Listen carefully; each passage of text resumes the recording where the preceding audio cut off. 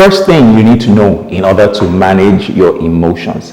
Remember back in the day when you used to hop on buses, or perhaps you still do, by the way.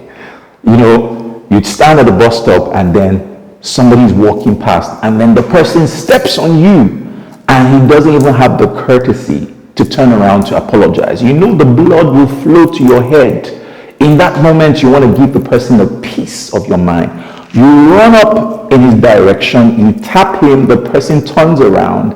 He's a mobile policeman with a gun. Tell me, what do? Do you still get angry, or you comport yourself? Or in fact, you ask him for directions? Now, why do you do that? You do that because you have the capacity to control your emotions.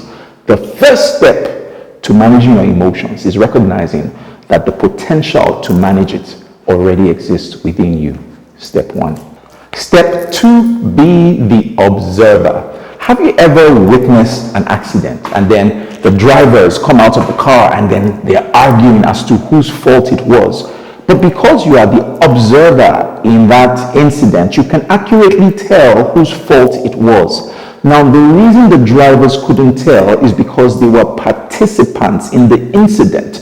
But you, the external party who was observing, could accurately tell whose fault it was. It's the same way we need to be observers of our emotions and not just participants. Now, what does this mean? It means you need to practice self-awareness, where you literally are paying attention to the different shifts you experience in your emotions.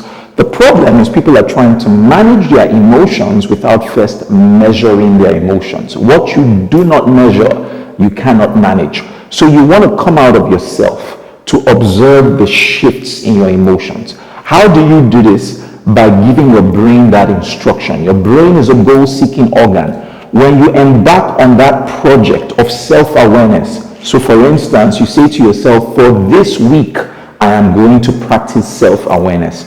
And I'm going to notice the triggers that are responsible for the shifts that I experience in my emotions. The minute you do that, you begin to see how you act when certain things happen. And when you observe things like that, you can make the adjustment. The problem is people are trying to make adjustments without finding out what the real root cause of the problem is. Step 3, interpretation.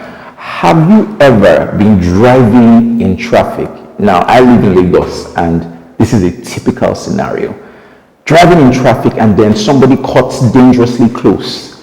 And then the person doesn't apologize. He continues accelerating. In that moment, the blood flows to your head. You accelerate to catch up with him, to give him a piece of your mind. As you wind down to look into his car to give him the 5-finger style.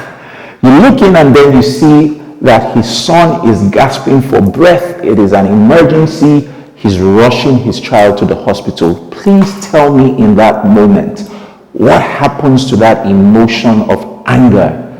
It instantaneously dissipates. It disappears. What does that tell you? It tells you that with the right interpretation of a situation, there is the elimination of toxic emotions.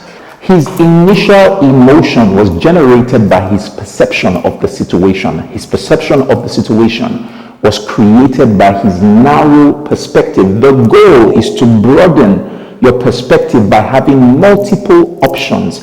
And you have multiple options by asking the right questions. What if you ask questions like, what if it's an emergency?